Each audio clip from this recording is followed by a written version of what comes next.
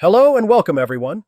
Today's video focuses on a vital and timely topic titled Global Crises, Eroding Welfare, and the Arab Imperative, Strengthening Social Protection in a Fractured World.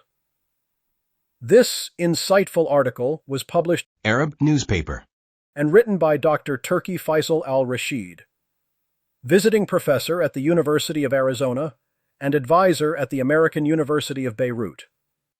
With his extensive academic and professional experience, Dr. Al-Rasheed provides a thoughtful perspective on how global crises are reshaping social protection frameworks, particularly in the Arab world.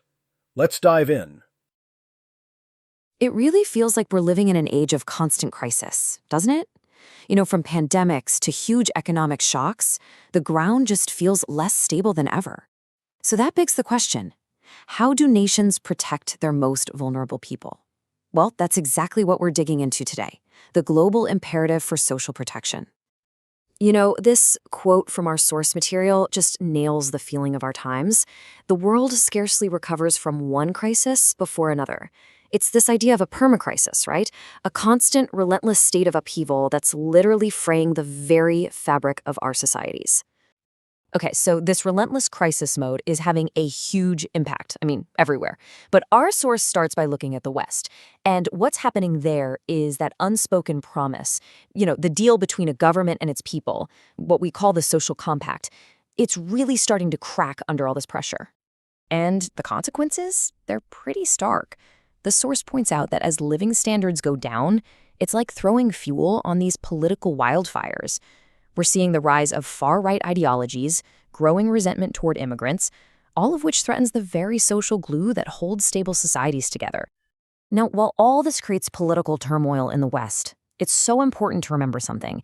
In many developing regions, the stakes are just so much higher. Not having a safety net isn't just a political headache, it can be an absolute catastrophe. For millions and millions of people, social protection is literally the only lifeline they have.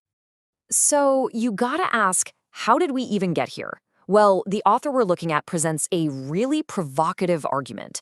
The idea is that the crises hitting the West right now, they're not just random bad luck. They're actually the direct result of its own historical policies. It's like a boomerang effect coming right back at them. So here's the core of the argument. The very same global economic systems that for centuries pulled wealth out of other parts of the world are now, kind of ironically, doing the same thing to the middle class inside those Western nations. And to make this idea really hit home, the source gives us this pretty stark comparison. Okay, think about France. It has 0 gold mines, none. Yet it holds the 4th largest gold reserves in the entire world. Now let's look at Mali, a former French colony. They pull 50 tons of gold out of the ground every single year, but they have almost no reserves to show for it. That's a really powerful picture of a deep historical imbalance, right? So what's the real-world consequence of this boomerang effect? Well, according to the author, it's stuff we see and feel every day. We're talking about the insane cost of housing and groceries, right? The massive psychological toll from anxiety and job insecurity, and just watching public services, things like healthcare and education, kind of crumble before our eyes. Okay, so this all leads to a really critical question. If the wealthiest nations in the world are struggling this much, what on earth does that mean for the Arab world? A region that's already facing its own unique, overlapping set of crises. It really makes the need for strong social protections there feel incredibly urgent. And believe me, the challenges in the region are immense. You've got everything from wild swings in oil prices to regional conflicts. And on top of that, a lot of the existing social programs, they just don't have the reach or the funding to cover huge parts of the population. I'm talking about people in the informal economy, migrants. They're completely exposed. But in the middle of all these challenges, the author zeroes in on a specific case study, and that's Saudi Arabia's Vision 2030. It's presented as this really proactive, all-encompassing strategy to build a solid social protection system that's actually fit for a modern economy. And the approach they're taking is really multifaceted. It's not just about one single program. Think of it more like an entire arsenal of support, designed to tackle vulnerability from all these different angles. You've got direct financial aid, help with housing, support for new businesses, the whole shebang.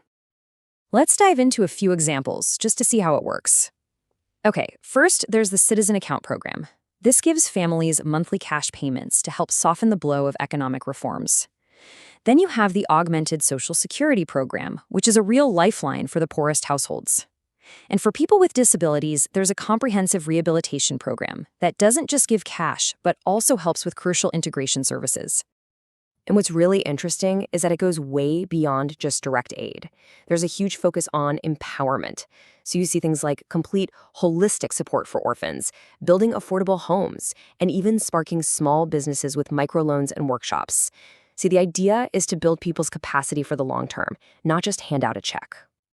But let's be real, building a system like this is never a one-and-done kind of thing, right? No system is perfect.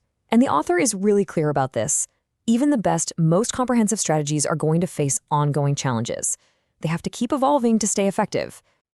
So what's the road ahead look like? Well, the source points to 5 key challenges that are always going to be there. First up, you've got to nail the fundamentals. That means using great data, maybe even AI, to find who really needs help and then getting that help to them fast.